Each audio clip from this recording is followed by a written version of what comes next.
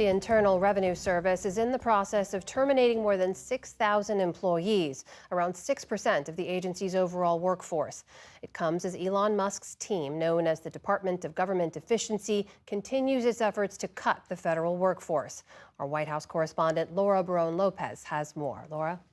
Amna, these firings come in the middle of tax filing season and target relatively recent hires. Experts warn that this change will hurt the IRS's ability to investigate ultra-wealthy who are evading taxes. Today, in a New York Times opinion piece, former IRS commissioners who served under both Democratic and Republican presidents, including Ronald Reagan and Donald Trump, called the mass layoffs a mistake. They write that the firings, quote, will shift the burden of funding the government from people who shirk their taxes to the honest people who pay them. And they added that it will impede efforts by the IRS to simplify the tax filing process for everyone. To discuss, I'm joined by one of the authors, Daniel Werfel, former commissioner of the IRS who resigned last month, more than 2 years earlier than expected. Mr. Werfel, thank you so much for joining us. Good to be here. An IRS commissioner from every administration, essentially from Ronald Reagan to present, signed on to this op-ed. Why do you see these layoffs as a mistake?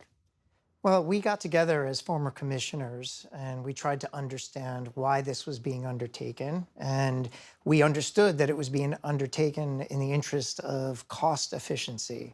And this made no sense to us. All of us, all the previous commissioners have experience in the private sector. And from our experience, we know that the bottom line is not just about cutting costs, it's also about maintaining and increasing revenue. So by cutting the IRS, and depleting the ability of the U.S. government to collect revenue, you really are becoming less cost efficient, not more cost efficient. And we wanted to put that right up in front in our op-ed and ask the question, why cut the part of the government that collects the revenue if you're going to try to be more cost efficient? What kind of impact could this have on Americans, especially in this season, and will it make it easier for tax cheats? Well, it's my understanding that they're really focusing on those that are collecting overdue or balance due taxes. And so immediately you will see a reduction in the revenue coming in to fund the US government. But also a big layoff like this right in the middle of tax filing season is likely to be very disruptive. And it's absolutely important that the IRS during this time is answering the phone, is maintaining those appointments in the walk-in centers, and really important, processing tax returns and getting people their refunds as quickly as possible. And all the commissioners, we all talked about the fact that during filing season, we try to not increase risk. We try to maintain a lot of stability to make sure that people are getting their refunds on time. And a giant layoff like this is bound to increase risk, and it's very concerning. The White House says that Treasury Secretary Scott Bessent thinks that there should be more firings on top of the current ones. And all of this, Elon Musk says, is being done under the banner of fraud and waste, which you mentioned. Do you think that there's a case for streamlining this agency? What's your response to those claims of fraud? I certainly think there's an opportunity to modernize. And during the transition, when I was at the IRS, I talked to the Trump transition team about opportunities to automate and add technology. But there's work to be done before you start terminating employees, because you're going to lose performance if you're not ready to automate while you're cutting staff. So really, I do think there's opportunity in the future to streamline the IRS, but it has to be done thoughtfully. I wouldn't do it during filing season.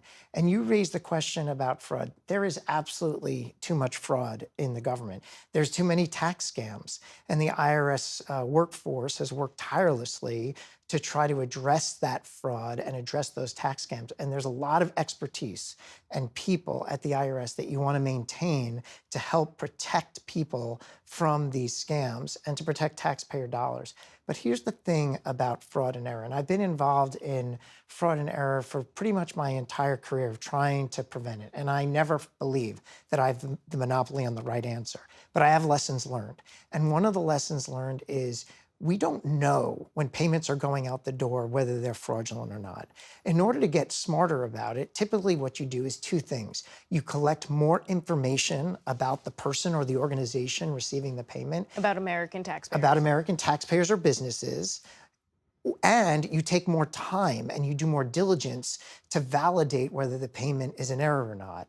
And when this has been tried, when we have tried as a government to collect more information from the public, to get a better sense of whether a payment is fraudulent or not, there has rightfully been pushback. I don't want the government to have all this information. I don't want this additional paperwork burden. And I don't want the government to take so long to make the payment. So a balance is made where, in the interest of speed and the interest of reducing paperwork burden on Americans, there is error in payments that go out. And work has been done over time to reduce that error. But if we're going to eliminate fraud and error, the way the Trump administration is describing, tough questions need to be presented on what does that mean in terms of the information you're going to collect from Americans and businesses, and does that mean delays in payments that are going out?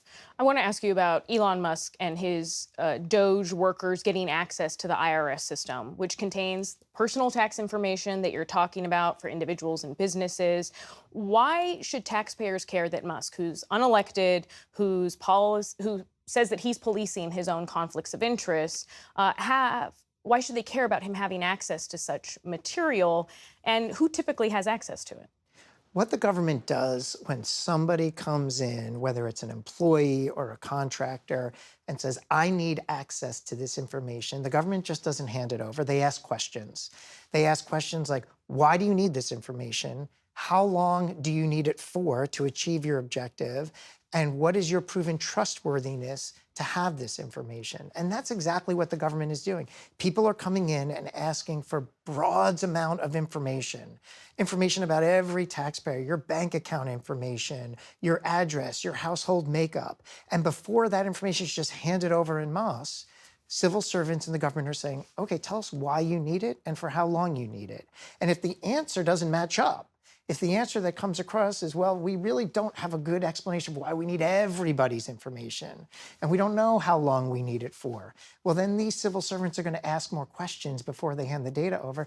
And as a citizen, where my information is in those systems and your information, I'm glad that the government is asking those questions before they just knee-jerk hand the data over.